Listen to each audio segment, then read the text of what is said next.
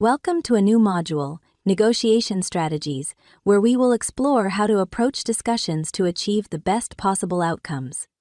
Negotiation is not just an art, but a powerful skill rooted in strategy and understanding. Whether you're handling a casual conversation or a high-stakes deal, mastering the right strategy can be a game changer. Any successful negotiation strategy should meet three key objectives. Bring to a reasonable agreement. The ultimate goal is to reach a solution that satisfies both parties' interests. Be effective in achieving results. A good strategy ensures tangible outcomes without unnecessary delays or conflicts. Improve, or at least not worsen, relations between the parties. Maintaining a positive relationship is essential for future cooperation and mutual respect. Throughout this module, you will uncover practical approaches, techniques, and insights that will equip you to confidently navigate even the most challenging negotiations. Let's begin by exploring the three key strategies in negotiations. Negotiating from a position of strength is used when one party has significant leverage, such as financial power or exclusive resources, allowing them to push for favorable terms. Negotiating from a bargaining position is a competitive process where both sides exchange offers and concessions to maximize their own gain. And finally, interest-based negotiation focuses on collaboration, where both parties work towards solutions that address their underlying needs. However, these strategies are not mutually exclusive. Skilled negotiators adapt their approach based on the situation and the other party's tactics. The choice of strategy can have a major impact on both the outcome and the relationship between the parties. To understand these strategies better, let's compare how they work and what they leave behind. When you negotiate from a position of strength, the approach is often all or nothing. You might win in the short term, but the relationship with the other side will likely be damaged or even broken completely. In bargaining negotiations, both sides settle for less than they might hope for. While this avoids conflict, it usually results in a one-time agreement with little chance of working together again. Then, we have negotiations based on interests. Here, the goal is to address the maximum number of mutual needs. The result is a constructive relationship with the potential to build long-term trust and open doors for future collaborations. Each strategy leaves a mark, not just on the outcome, but on how you work with others in the future. So how do you decide which strategy to use? Negotiating from a position of strength makes sense when you have an explicit resource advantage. It allows you to control the balance of power and ensure short-term stability. If your resources are limited, you might rely on bargaining negotiations. This strategy focuses on reaching a one-time agreement, but don't expect much cooperation after the deal is done. And when you find yourself in a weaker position, the best choice is negotiating based on interests. By focusing on shared goals, you can create an outcome that works for both sides while building a foundation for long-term collaboration. Each approach has its time and place. The key is to recognize where you stand and what you want to achieve. Now, let's take a closer look at each of these strategies and see how they work in practice. The first strategy we're going to look at is assertive negotiations, sometimes called the Kremlin style. Leading negotiations in this style, you insist on your demands, do not make concessions, achieve your goal by putting pressure on the opponent and showing no concern for the satisfaction of his interests. Assertive negotiations are win-oriented. This type is generally lacking in empathy and sees time as money. They get big victories early on, but then burn people out. They ultimately drive people, relationships, and opportunities away. You also have to be able to say no. Everyone needs to be able to express no in order to keep from getting taken hostage and destroyed in a deal. The assertive is generally the best at this. Some might think that assertive negotiation is good for one-off relationships or one-off agreement. Actually, yes, it's good, but one-off agreement in reality is very rare case, not unicorn, but really rare. When considering whether this style is appropriate, it's important to reflect on a few key factors. You might choose to apply it if you do not plan to build a long-term relationship with the counterparty, if you have sufficient time and resources to stand firmly by your demands, and if you have a strong alternative that can compensate for any potential losses. Next up, we have principled negotiations, better known as the Harvard approach. How to express this approach in one sentence.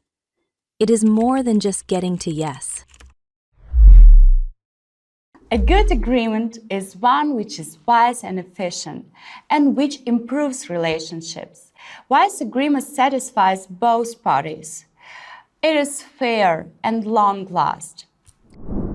With most long-term clients, business partners, and team members, the quality of the ongoing relationship is more important than the outcome of the particular negotiation. There are 4 basic principles. 1. Separate the people from the problem. Separating yourself and your ego from the issues allows you to address the problem without damaging relationships. It will also allow you to get a more clear view of the substance of the conflict. Try to understand the other person's viewpoint by putting yourself in the other's place. Do not assume that your worst fears will become the actions of the other party. Think of each other as partners in negotiation rather than as counterparties. Allow the other side to express their emotions. Try to understand the source and not to react emotionally to another's emotional outbursts. Try using I statements, such as I feel or I think. You should avoid blaming or attacking the other person, speaking only about yourself. 2. Focus on interests, not positions. Ask why the party holds the positions they do, and consider why the party does not hold some other possible position. Explain your interests clearly.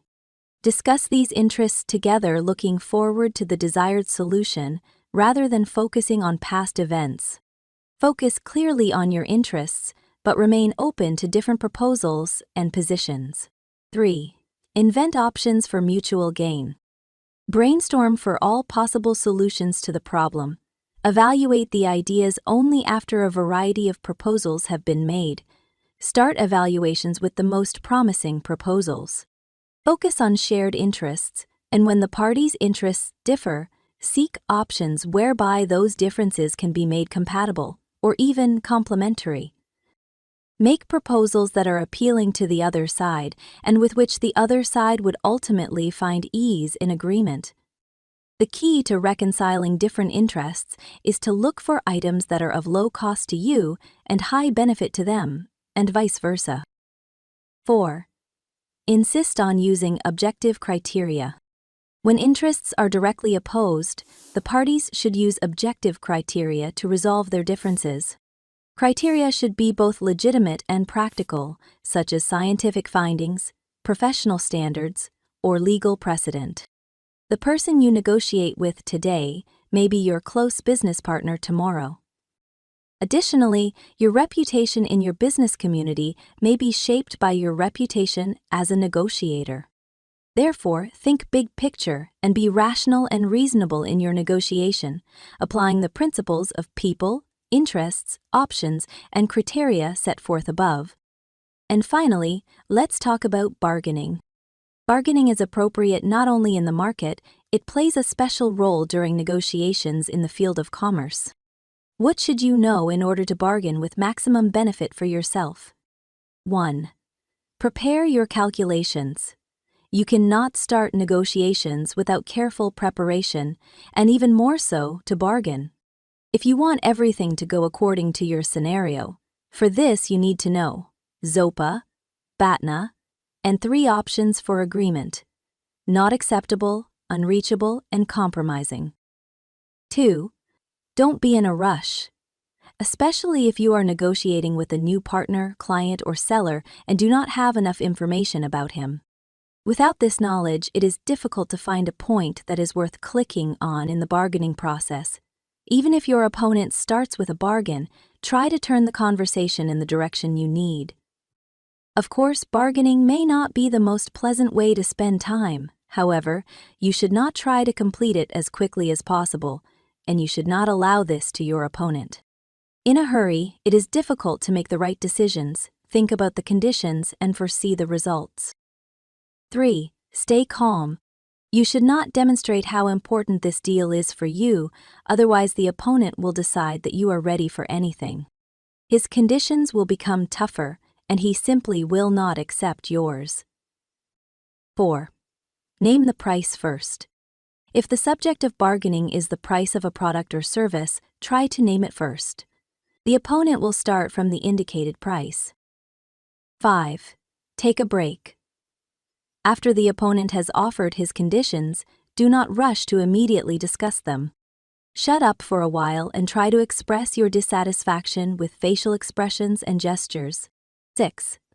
Identify weak points. This must be done at the preparatory stage of the negotiations. But if for some reason you did not identify them, you will have to do it right during the process.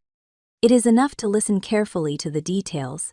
For example, you can ask with an undisguised sense of disappointment in your voice, "What charger is not included in the kit?" Or, "In this series, are all products in only 2 colors?" And this is my 7th advice. React emotionally. Bargaining process is a game and you can put all your acted talent on it to be successful. Now you have an understanding of the key negotiation strategies. But so far we've only scratched the surface. Each strategy, negotiating from a position of strength, bargaining, or focusing on interests, has its own nuances, challenges, and opportunities. In the following modules, we'll take a closer look at each approach, exploring them in detail to help you master the art of negotiation step by step.